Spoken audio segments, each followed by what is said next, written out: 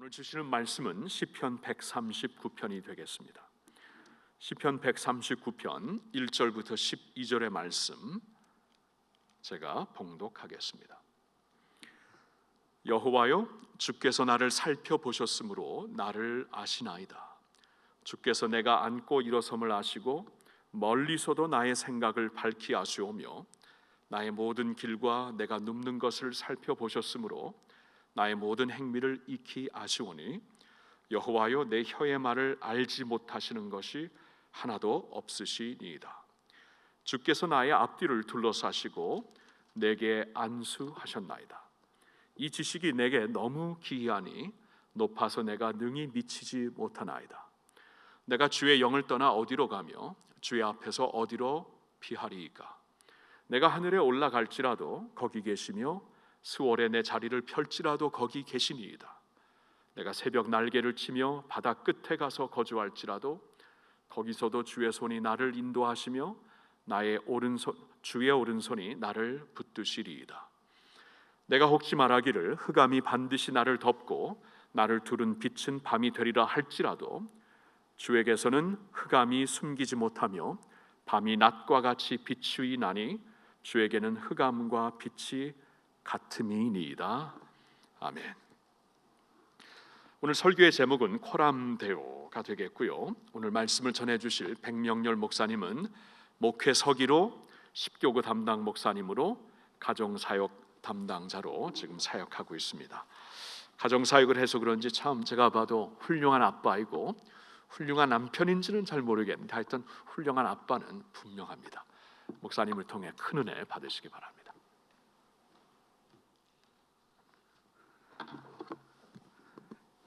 새로운 한 달이 되었는데요. 4월 1일입니다. 오늘 어느 자리에서든지 오늘 이 수요 예배 드리시는 여러분들, 하나님께서 이 시간 우리들에게 하나님의 크신 은혜를 더해 주실 줄로 믿습니다. 두려움이 많은 어떤 아이가 있었습니다. 어느 날 어머니가 어수룩한 저녁에 애야, 뒷뜰에 가서 빗자루 좀 가져와라. 엄마 무서워요. 뒤에 귀신 나오면 어떡해요? 그러니까 야, 무슨 귀신이야. 뒷뜰에 가도 예수님이 너와 함께 하시자니 예수님이 있으니까 겁내지 말고 가서 가져와. 예수님이 뒷뜰에도 계세요? 예수님은 어디에나 네가 어디에 있든지 너와 함께 하신단다. 예수님이 그 뒷뜰에도 나와 함께 하신다고요? 알았어요. 그랬더니 이 아이가 문을 빼꼼히 열더니 예수님, 거기 계시면 빗자루 좀 갖다 주세요. 그랬다고 그래요. 어디에나 함께 계시는 그 예수님에 대한 어린아이 같은 이해, 이거 적용, 이거 행동인 것이죠. 오늘 우리가 읽은 시편 139편은 다윗의 시편으로 이 표제에 기록이 되어 있습니다. 많은 신학자들은 이 시편 139편을 다윗의 시편 가운데서도 가장 아름다운 시편이다 이렇게 손을 꼽고 있습니다. 시편이 전권이 150편으로 되어 있는데 그 중에 73개의 시편이 다윗의 시편입니다. 그러니까 절반이 다윗의 시편이죠. 그 중에서도 73개의 시편 가운데서 꼽으라면 가장 아름다운 시편을 139편으로 뽑고 있는 것이죠. 저작 시기는 다윗의 인생의 말년에 그의 신앙이 원숙해진 그런 인생의 말년이 아닐까 그렇게 추정이 됩니다. 오늘 시편을 통해서 다윗은 하나님의 함께하심, 하나님의 인도하심, 하나님의 보호하심에 대해서 노래하고 고백하고 있습니다. 저 여러분도 오늘 이 말씀을 통해서 다윗과 함께 하신, 다윗의 인생 가운데 임재하신 하나님을 저와 여러분이 경험하고 그분의 은혜의 손길 안에 거하고 승리하는 그런 은혜가 있기를 주님의 이름으로 축원드립니다. 오늘 본문을 잠깐 살펴보도록 하겠습니다. 시편 139편은요, 구조를 잠깐 살펴보면 24절까지 되어 있지 않습니까? 이 24절까지를 딱 네 부분으로 나눌 수가 있습니다. 6절씩 네 부분으로 나누면 1절부터 6절까지 첫 번째 연인데요. 첫 번째 열은 하나님의 전지하심에 대한 고백, 모든 것을 다 아시는 하나님의 전지하심에 대한 고백. 7절부터 12절까지가 하나님의 편재하심, 무소부재하심에서 피할 수 없음을 말하고 있습니다. 오늘 우리가 읽지는 않았지만 13절에서 18절까지는 나를 지으심이 신묘막측하심, 신묘망측이 아니고 신묘막측하심에 대해서 말씀하고 있고요.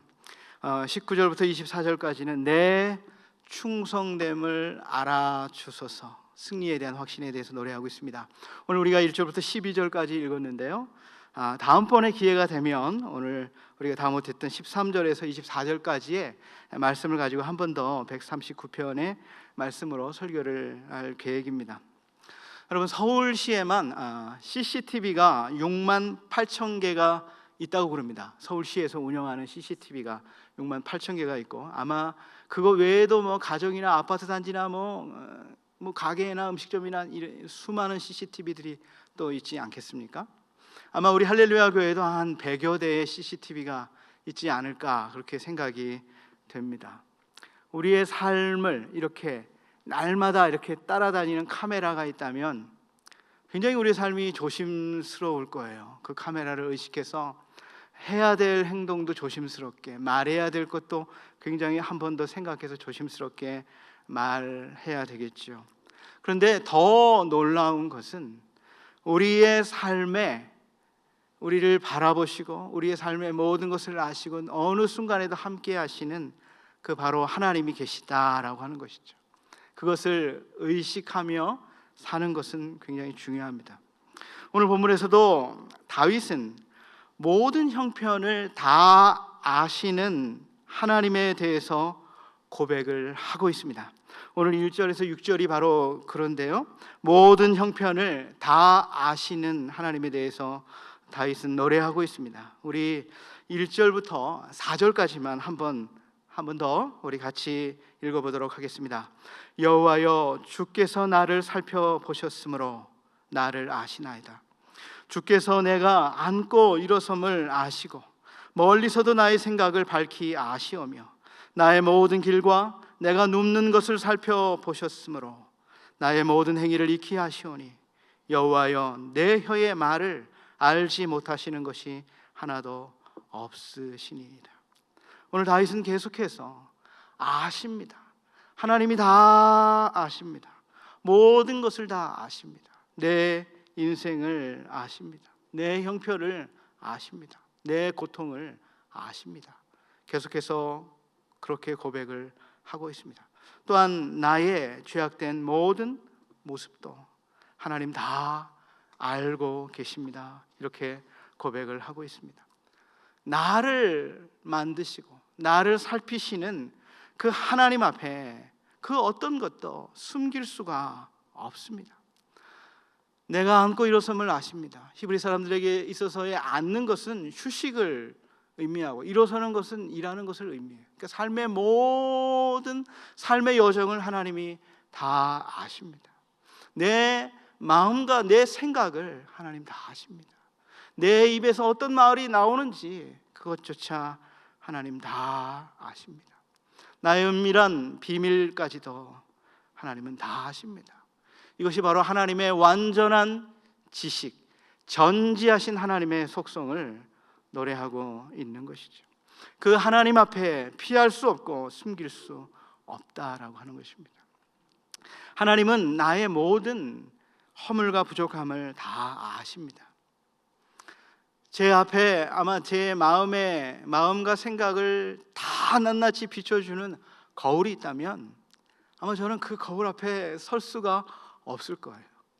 제 마음속에 있는 모든 이 부정한 모든 생각들, 내 모든 언어들, 이런 것들이 다 나타나는 거울이 있다면 아마 그것에 서기가 꺼려질 것입니다. 여러분이 보시기에도 사실 제가 그렇게 형편없는 그런 목사로 보이지는 않지 않습니까? 그래서 오늘 넥타이도 맸고 어릴 때부터 신앙생활도 했고 초등학교 3학년 때 목사가 되기로 하나님 앞에 헌신했고 나름 그래도 목사로서 준비하고 그렇게 멀리 하나님으로부터 멀리 안 간 제 삶이 그래도 비교적 괜찮은 사람으로 보이지 않습니까?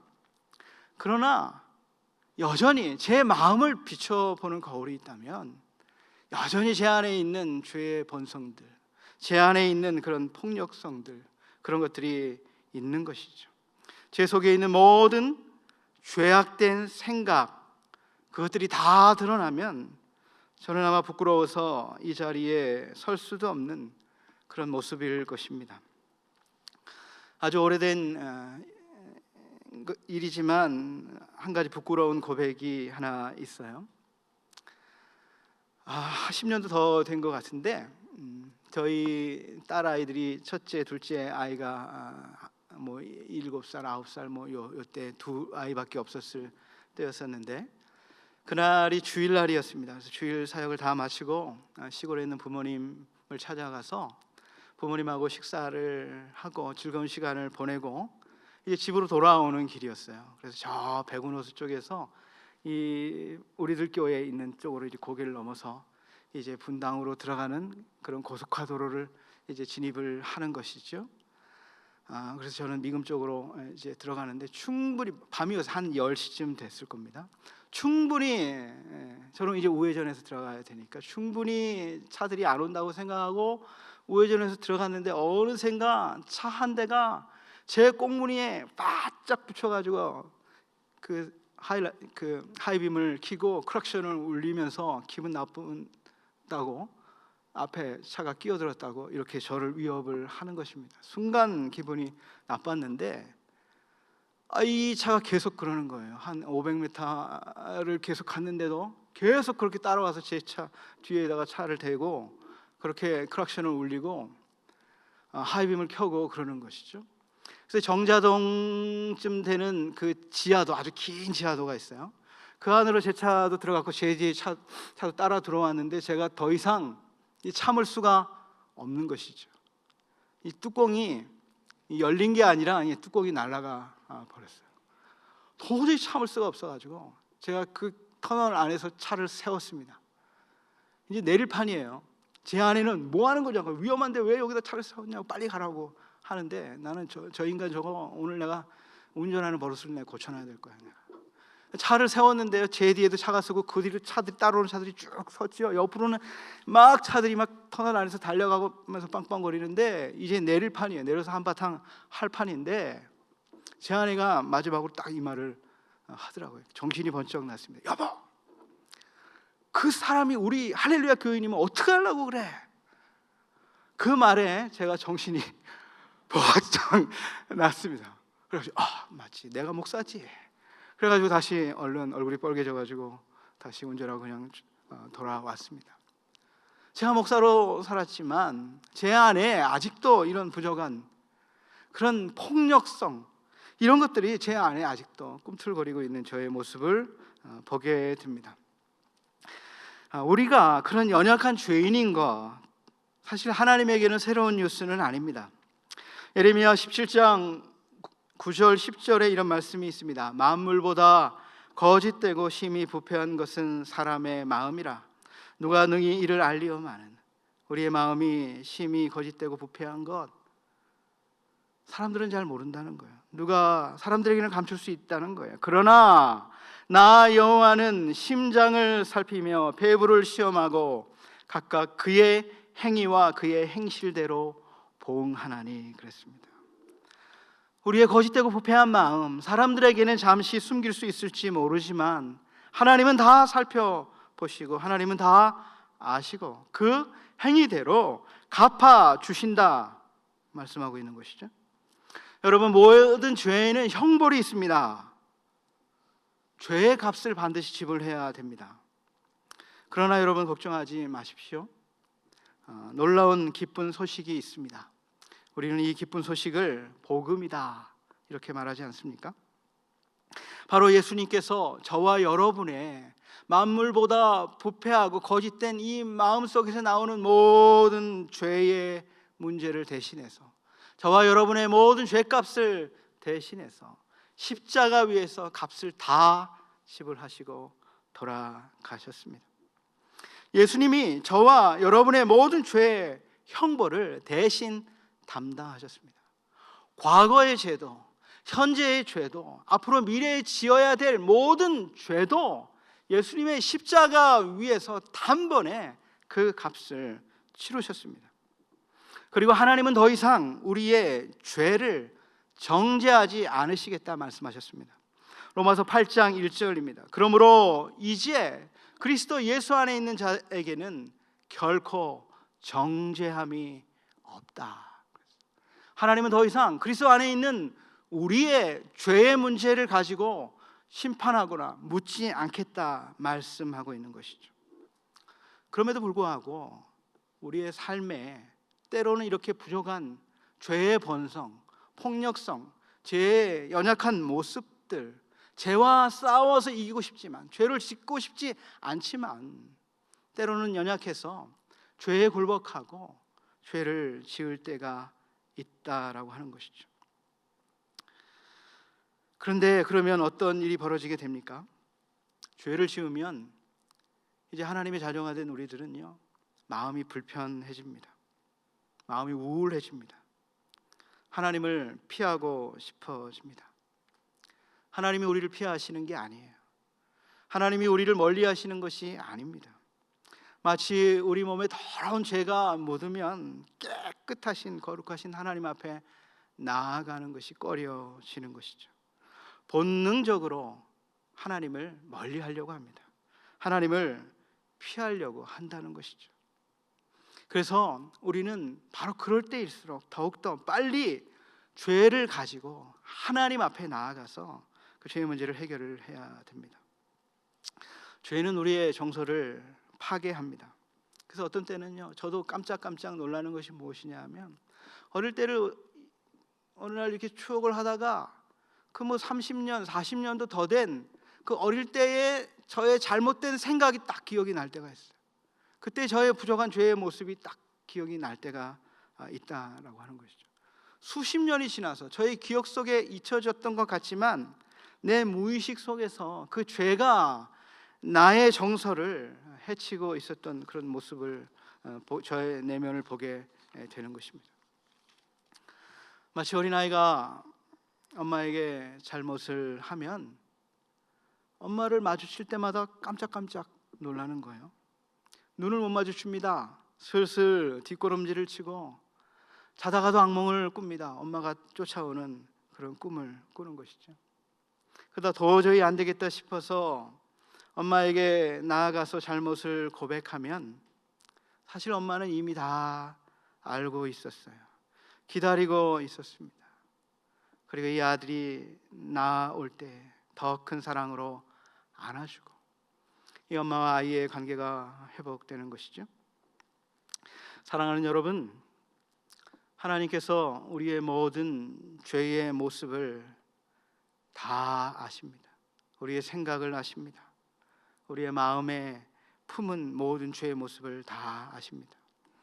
그리고 그것을 다 아시는 하나님 앞에 우리의 죄를 고백할 때에 하나님의 더 큰 뜨겁고 더 강한 하나님의 사랑의 손길을 경험하게 될 줄로 믿습니다. 사실 하나님은 우리가 거룩해서 우리를 사랑하신 것이 아니죠. 로마서 5장에 보니까 우리가 아직 죄인 되었을 때, 우리가 아직 연약할 때에, 우리가 하나님과 원수 되었던 그때에 하나님이 우리를 사랑하셔서 그리스도를 통해서 우리를 향하신 하나님의 놀라우신 사랑을 확증해 보여주셨다 말씀하고 있습니다. 하나님은 우리를 멀리하지 않으세요. 죄가 우리를 하나님을 꺼리게 만드는 것이죠. 하나님은 기다려 주실 뿐만 아니라 내가 지은 모든 죄를 아시면서도 기다리며 사랑하고 계십니다. 그 죄가 깨달아질 때마다 묻어두지 마시고 우리의 죄를 다 아시는 하나님 앞에 나아가 고백하시고 다 내어놔서 깨끗한 양심을 회복하시고 당당한 하나님의 자녀로 살아가시는 저와 여러분이 되시기를 주님의 이름으로 축원드립니다. 또한 하나님은 우리가 억울한 일을 당할 때도 그것도 다 아십니다. 예레미야 선지자는 예레미야 15장 15절에 이렇게 말하고 있어요. 여호와여 주께서 아시오니, 여기도 아신다고 표현하고 있죠. 원하건대 주는 나를 기억하시며 돌보시사 나를 박해하는 자에게 보복하시고 주의 오래 참으심으로 말미암아 나로 멸망하지 아니하게 하시오며 주를 위하여 내가 부끄러움 당하는 줄을 아시옵소서. 예레미야는 선지자로 불렀을 때예요, 하나님께 거부했습니다. 하나님 못합니다. 이 백성이 얼마나 패역한 백성인데, 선지자로 사는 것이 얼마나 괴로운 것인데 저를 선지자로 부르십니까? 하나님 못합니다. 그러나 결국에는 하나님께 설득이 되어서 선지자가 되었지만, 하나님이 주신 메시지를 전할 때마다 백성이 회개하고 돌아온 것이 아니에요. 오히려 예레미야에게는 극심한 박해가 예레미야를 찾아왔습니다. 많은 사람들이 비웃고 손가락질하고, 때로는 성전 기둥에 예레미야를 꽁꽁 며칠 동안 묶어놓고 물이 없는 구덩이에, 진흙 구덩이에 빠뜨려서 며칠을 그 어둠 속에 지내는 고통 가운데 있는 것이죠. 하나님 그렇지 않습니까? 내가 이런 일 때문에 내가 안 한다고 하지 않았습니까? 그러나 또 그렇게 말할 때마다 하나님께서는 그 마음속에 불붙는 마음을 주셔서, 내가 복음을 전하지 아니하려고 하면 내 마음이 불붙는 것 같아서 도저히 견딜 수 없도록 전할 수밖에 없는 그런 마음을 하나님께서 주셔서 이 사명을 감당하게 하시는 것이죠. 그런데 보니까 많은 사람들에게 인기 있는 설교가가 있었어요. 바술이라고 하는 설교가가 있었는데, 이 사람이 설교하면요 백성들이 다 환호를 하고 박수를 치고 바술을 높이는 것이죠. 백성들을 향해 축복을 선언합니다. 하나님께서 세우신 위대한 이 유다를 축복하는 것이죠. 백성들이 듣기에 좋은 메시지를 전하니까 그 바술은 얼마나 사람들로부터 인기가 많은데, 예레미야는 극심한 하나님의 메시지를 전하면 전할 때마다 극심한 고통이 있는 것이죠. 그러나 예레미야가 끝까지 선지자의 사명을 감당할 수 있었던 것은 사람들이 알아줘서, 사람들이 칭찬해 줘서가 아니었다는 것입니다. 하나님께서 예레미야의 메시지가 진실하시다는 것 알아주기만 한다면 사람들로부터 오는 손가락질과 비웃음은 문제가 되지 않았습니다. 그리고 오늘 예레미야는 자신을 괴롭히고 있는, 자신을 힘들게 하고 있는 이 모든 사람들을, 괴롭게 하는 사람들을 하나님께 맡기고 있어요. 저의 억울함 하나님이 다 보셨지요. 하나님이 다 아셨지요. 하나님이 풀어주십시오. 하나님께서 갚아주십시오. 기도하고 있어요. 그리고 그의 사명을 끝까지 감당하게 되었습니다. 사랑하는 여러분, 우리가 하나님의 일을 할 때에도 그렇습니다. 항상 칭찬만 오는 것이 아닙니다. 사람들이 몰라줄 때가 많아요. 그리고 오히려 나보다 훨씬 더 별로 이렇게 봉사도 안 하는 것 같고 충성하지도 않은 것 같은, 그 사람이 더 높임을 받는 것 같은 그런 느낌을 받을 때도 있습니다. 오해가 아니라 때로는 비난을 받을 수도 있어요. 그러나 사랑하는 여러분, 그 사람들의 칭찬과 비난에 일희일비하지 마시기를 바랍니다. 하나님이 여러분의 수고, 하나님이 여러분의 눈물, 하나님이 여러분의 기도를 다 아십니다. 오늘 하나님이 다 아신다 말씀하셨습니다. 하나님 앞에서 나는 평가받겠다. 사람이 평가하는 것은 나에게는 지극히 작은 일이다. 하나님 앞에서 내 삶을 충성되이 살아가겠다. 그 믿음으로 사시는 저 여러분이 되시기를 축원드립니다. 둘째로 다윗은 어느 곳에나 계시는 함께 하시는 하나님을 고백하고 있습니다. 오늘 7절에서 12절 말씀인데요, 모든 것을 다 아시는 전지하신 완전한 지혜와 지식을 가지신 하나님이실 뿐만 아니라, 하나님은 시간과 공간을 초월해서 어디에나 계시는 하나님을 노래하고 있습니다. 이것을 가리켜 하나님의 속성 가운데 무소부재 이렇게 표현하기도 하고 편재 이렇게 표현을 하기도 하는, 어디에나 계신 것이죠. 지금 여기에 하나님이 나와 함께 하시지만, 지금 여러분의 가정에 여러분과 지금 이 시간에 함께 하고 계시다는 것이죠. 또 하나님은 시간을 초월해서 과거와 현재와 미래에 동일하게 존재하실 수 있는 분이세요.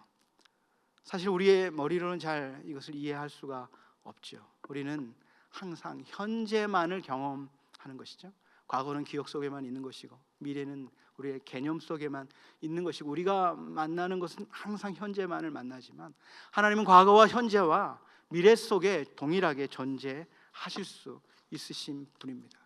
그래서 3000년 전에 다윗을 통해 하신 이 하나님의 말씀이 시간을 초월해서 오늘 하나님께서 저와 여러분에게도 말씀하시는 살아계신 하나님의 말씀이 되는 것입니다.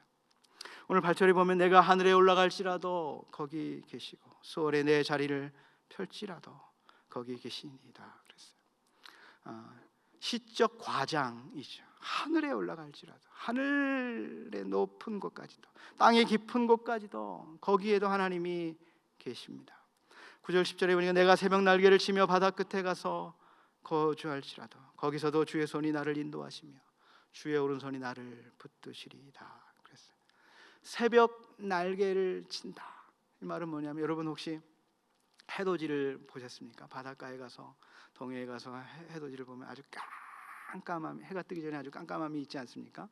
그러다가 이제 바닷속에서부터 이제 해가 이렇게 조금씩 딱 떠오르는 순간이 있어요. 그때 빛이 조금 이제 나타나기 시작하는 그 순간에 그 어둠을 가르고 빛이 쫙 바다 끝까지 펼쳐지는 모습이죠. 빛의 속도로 그저 바다 끝까지 펼쳐지는 그 어둠을 가르는 그 빛, 그것이 바로 새벽 날개라는 표현인데 오늘 그렇게 빠른 속도로 새벽 날개를 치며 바다 끝에 가서 거할지라도 거기서도 주님의 손이 나와 함께 하십니다. 그렇게 고백하고 있습니다. 예레미야 선지자도 이 하나님의 편재하심을 이렇게 표현하고 있죠. 예레미야 23장 23절 24절 말씀에 이렇게 말씀하고 있습니다. 여호와의 말씀이니라 나는 가까운 데에 있는 하나님이여 먼 데에 있는 하나님은 아니냐. 여호와의 말씀이니라 사람이 내게 보이지 아니하려고 누가 자신을 은밀한 곳에 숨길 수 있겠느냐. 여호와가 말하노라 나는 천지에 충만하지 아니하냐. 다윗은 그의 인생의 긴 여정을 통해서 하나님이 언제나 자신과 함께 하심을 오늘 시편을 통해 고백을 하고 있는 것이죠. 다윗의 인생에도 참 고난이 많았습니다. 인생의 굴곡이 많았습니다. 소년 시절에 블레셋과의 전쟁에서 골리앗을 물리치고 민족을 구원, 나라를 구원한 이스라엘의 영웅이 되었지만 그 뒤로부터 아주 10여 년의 긴 세월 동안은 고난의 연속이었습니다. 자신의 장인이요 이스라엘의 왕인 미치광이 사울이 자기를 죽이려고 10여 년을 쫓아다녔습니다. 얼마나 이후의 시간들은 참 이곳으로 저곳으로 밤에 이슬을 맞으며 낮에 더위와 싸우며 죽음의 골짜기를 넘나들었던 인생이었습니다. 한때는 자신의 민족이 싫어서 블레셋의 아기스 왕 밑에 가서 망명 생활을 하기도 했습니다. 다윗은 자신의 마음속에 이 많은 고통 가운데 하나님을 피하고 싶어서 하나님을 떠났어요. 그래서 잠시 블레셋 왕의 보호 아래 좀 마음의 위로를 받고 쉼과 안정을 얻으려고 했습니다. 그러나 그것에서도 그를 인정해 주지 않았어요. 많은 신하들이 그를 모함하고 그를 의심하고 다윗의 충정을 받아주지 않았습니다. 돌아갈 곳이 없죠. 자신의 민족으로도 갈 수가 없는 떠돌이 인생이었습니다. 얼마나 삶이 피곤하고 지쳤으면 하나님의 눈을 피해보겠다. 하늘 끝으로 바다 끝으로 가서 하나님을 피해보겠다. 이렇게 고백하고 있는 것입니까?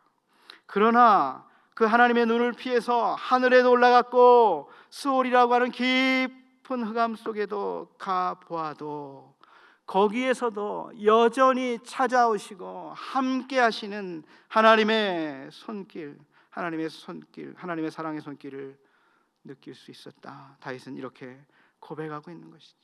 하나님을 피할 수 있는 것은 어디에도 없다.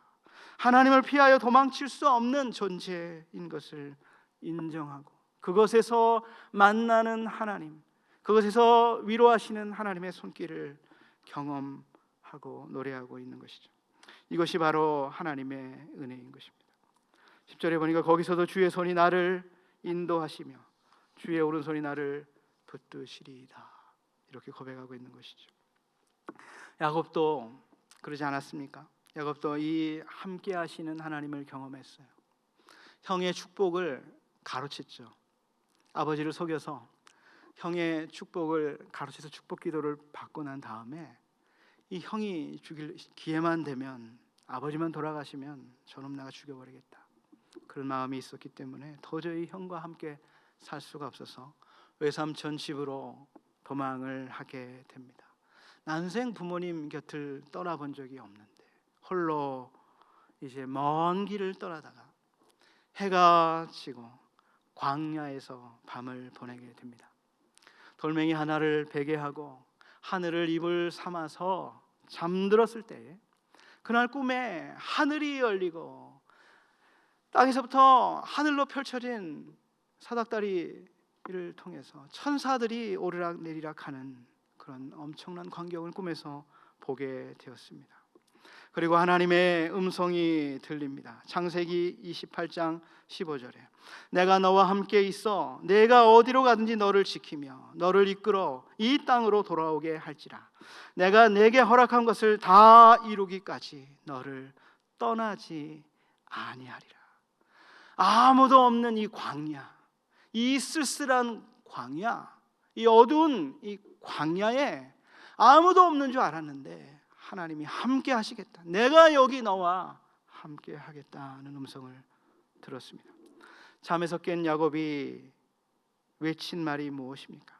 여호와께서 과연 여기 계시거늘 내가 알지 못하였다. 두렵도다 이것이요, 이것은 바로 여호와의 집이요 하늘의 문이다. 그래서 야곱이 잠에서 깨어서 베게 했던 돌을 그곳에 놓고 단을 쌓고 하나님께 예배하고 그곳 이름을 벳엘이다, 하나님의 집이다, 이렇게 이름을 짓지 않았습니까?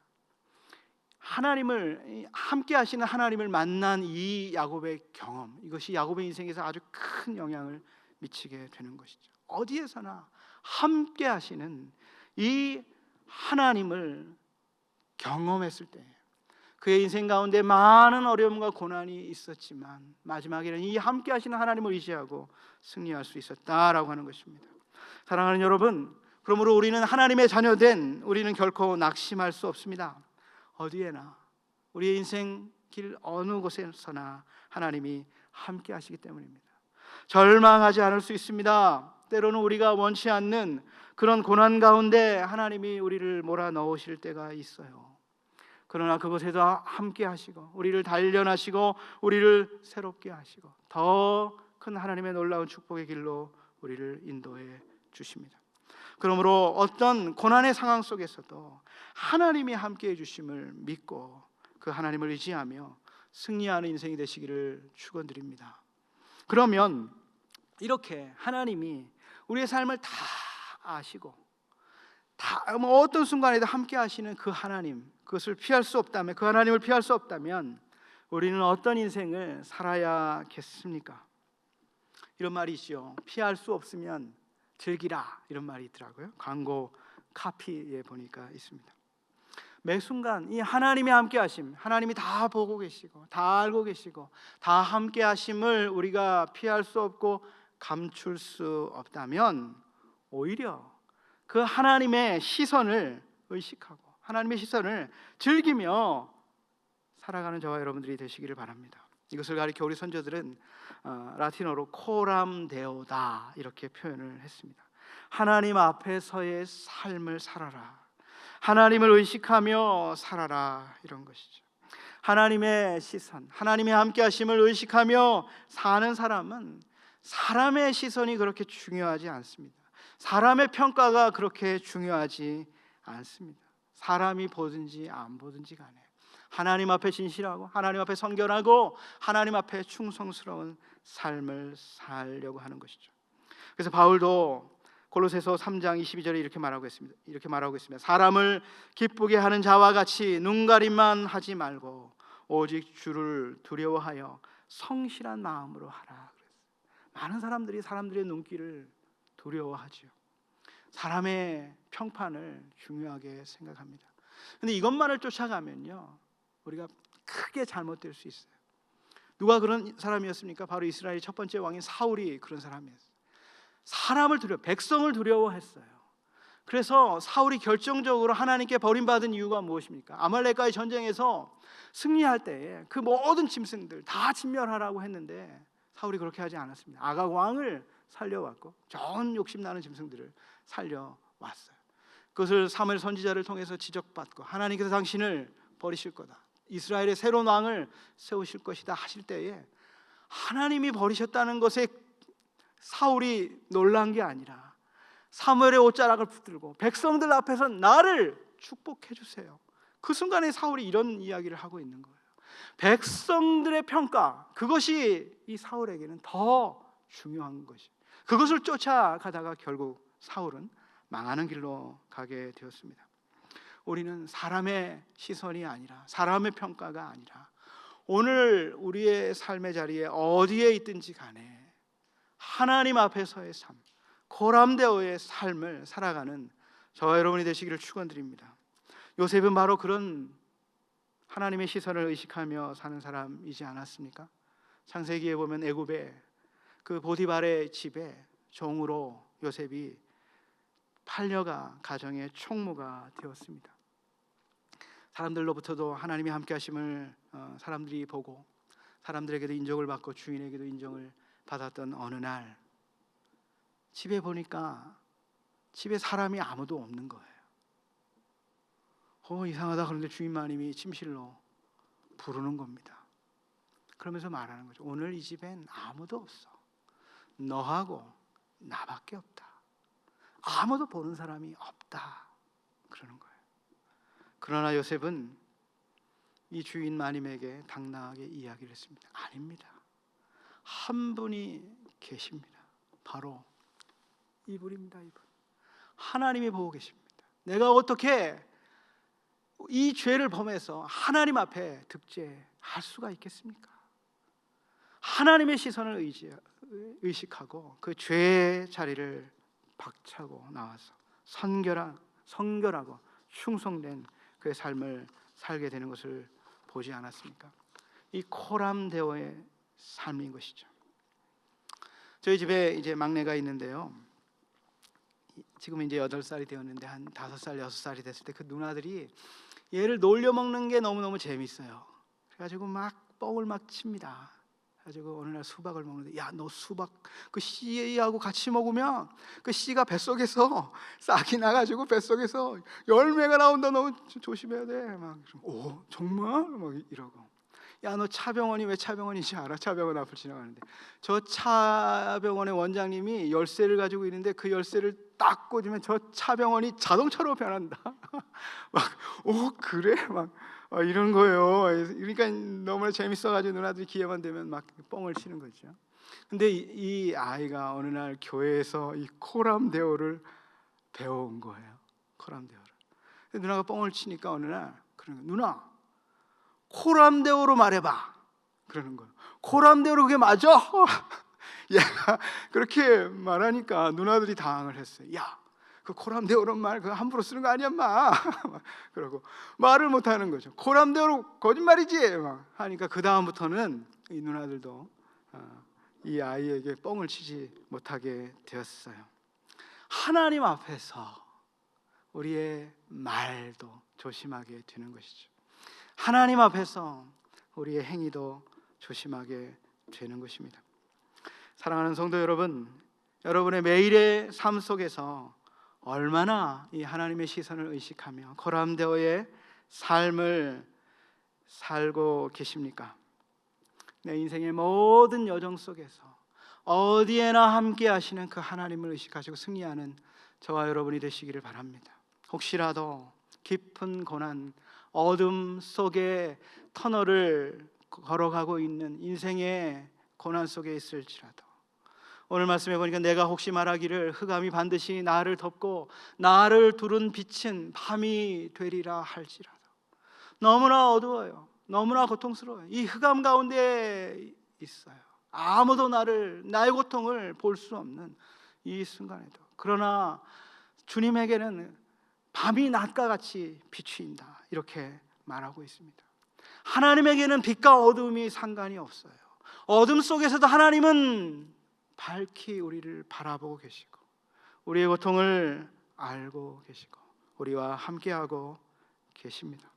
그 하나님 의지하고 그 하나님 붙들고 성결하고 충성스러운 모습으로 살아가는 저와 여러분의 삶이 되시기를 주님의 이름으로 축원드립니다. 기도하겠습니다. 참으로 좋으신 하나님 아버지, 그렇습니다. 여호와여, 주께서 나를 살펴보셨으므로 나의 모든 삶을 다 아십니다. 주님 앞에 숨길 것이 없습니다. 이 하나님 앞에서 날마다 거룩하고 성결한 삶을 추구하며 살 수 있는 우리의 인생이 되게 하여 주시옵소서. 고난 가운데에서도 함께 하시는, 찾아오시는 주의 손이 함께 하시고 주의 오른손이 나를 붙드시는 그 하나님의 함께 하심을 우리가 의식하고 하나님 앞에 우리의 삶을 맡길 때 우리의 길을 승리의 길로 이끌어 주실 줄로 믿습니다. 오늘 하루 우리의 남은 여정 코람데오의 삶으로 승리하고 하나님이 주시는 평강과 기쁨을 누리며 살 수 있는 우리 모두의 인생이 되도록 우리를 축복하여 주시옵소서. 예수님의 이름으로 기도드리옵나이다. 아멘.